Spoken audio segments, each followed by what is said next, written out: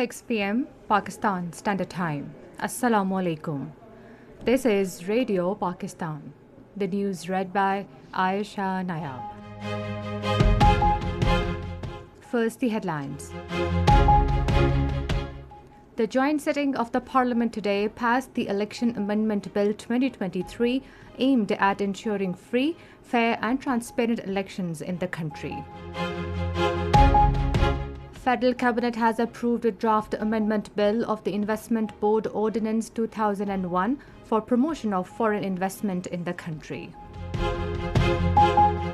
Foreign Minister, during a telephonic conversation with his Russian counterpart, has underscored the need for efforts to restore the Black Sea Grain Initiative. Ministry of Climate Change has devised a coordinated system defining responsibilities of ministries and provinces to tackle climate-induced challenges. The UN General Assembly has adopted a resolution co-sponsored by Pakistan strongly deploring attacks against places of worship, religious symbols and holy books. In Indian illegally occupied Jammu and Kashmir, the All Parties Hurriyat Conference has strongly condemned the unabated killings and other brutalities by occupation troops. On the third day of Colombo Test against Sri Lanka, Pakistan in their first innings were 563 for the loss of 5 wickets at stumps today. And now the news in detail. The joint sitting of the Parliament today passed the Election Amendment Bill 2023 aimed at ensuring free, fair and transparent elections in the country. The bill empowers the caretaker government to take actions or decisions regarding existing bilateral or multilateral agreements and the projects already initiated under the Public-Private Partnership Authority Act 2017, the Intergovernmental Commercial Transaction Act 2022 and the Privatization Commission Ordinance 2000. Law Minister Azam Nazir Tharar clarified that no new powers are being given to the caretaker government. He said that amendments in the Section 230 are aimed to ensure that the decision already taken by the Federal Cabinet do not face any hitches. The Federal Cabinet has approved a draft of the Amendment Bill of the Investment Board Ordinance 2001 for promotion of foreign investment in the country. The decision to this effect was taken in the meeting of the Cabinet held in Islamabad today with Prime Minister Shehbaz Sharif in the chair. The amendment will empower the Special Investment Facilitation Council and involve mechanisms for work relationship with various ministries and provincial governments. Speaking on the occasion, the Prime Minister said the government is implementing the whole of the government policy to promote foreign direct investment in the country. He said the policy would help expedite the implementation process of the projects under foreign investment. The Cabinet also approved the restructuring of accountability courts on the recommendation of the Ministry of Law and Justice, under which 11 accountability courts will be converted into 7 banking courts, 2 intellectual tribunals, a special court central and a special court in Balochistan. Prime Minister Shehbaz Sharif says the government has approved a national adaptation plan to build resilience against climate-induced disasters. In a tweet today, he said this will give Pakistan the essential tools to adapt to the risk of climate stress. He said climate change is redefining every human experience on the planet, especially Pakistan. Minister for Climate Change, Shri Rahman, has termed approval of a national adaptation plan on climate change by the Federal Cabinet as a great achievement. Addressing a news conference in Islamabad today, she said the plan stresses on joint efforts to address the climate change issue in the country. Shri Rahman said due to climate change, Pakistan is facing risk of flooding, drought, glacial lake outburst and melting of glaciers. Highlighting key features of the National Adaptation Plan, she said the ministry has devised a coordinated system defining responsibilities of ministries, provinces and other mechanisms. She said the document has provided guidelines to embed development planning for the adaptation of climate change. Foreign Minister Bilawal Bhutto Zardari held a telephone conversation with his Russian counterpart Sergei Lavrov today and exchanged views on bilateral matters and growing cooperation in diverse areas. The two foreign ministers also discussed the Black Sea Grain Initiative. Recognizing the importance of this initiative, Bilawal Bhutto Zardari underscored the need for concerted efforts to find viable solutions that will benefit developing countries already under economic strain. Foreign Minister Lavrov shared Russia's perspective on the issue.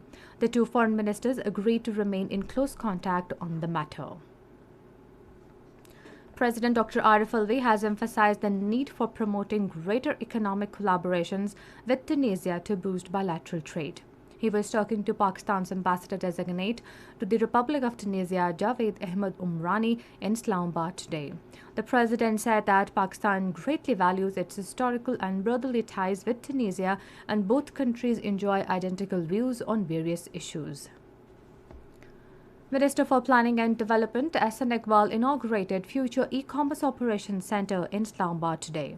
Speaking on the occasion, he said the project, launched in partnership with China, will provide skilled training to youth in e-commerce and enable them to economically self-sufficient.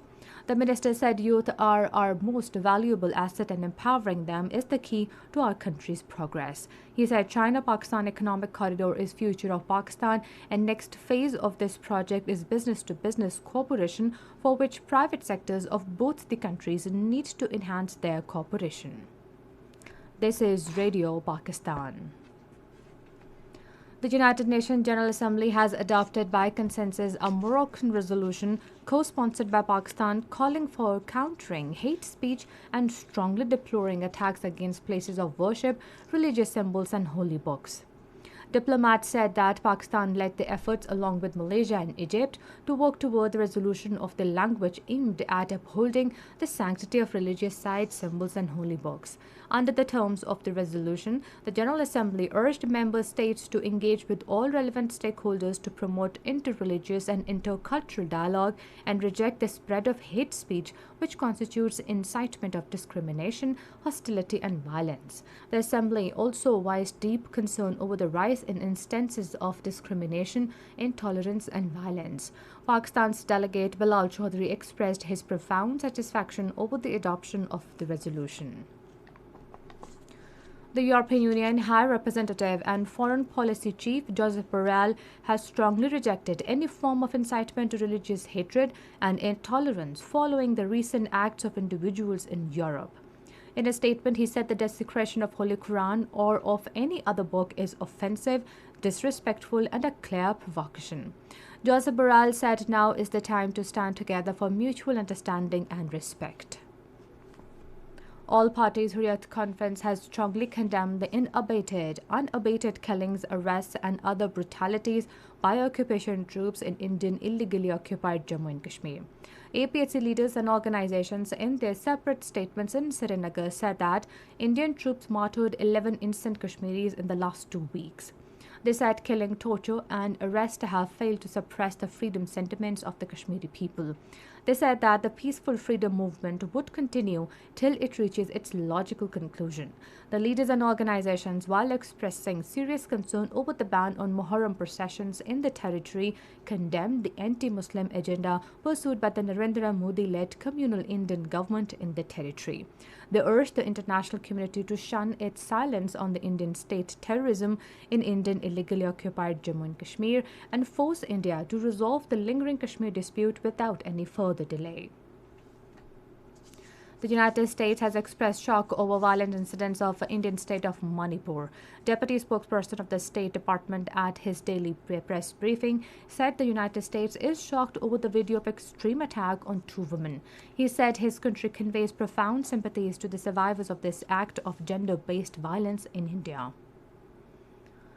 Russia and North Korea have made plans to strengthen defense cooperation. According to a statement by the Defense Ministry, Russia's Defense Minister Sergei Shoigu has announced plans to strengthen cooperation between 2 countries.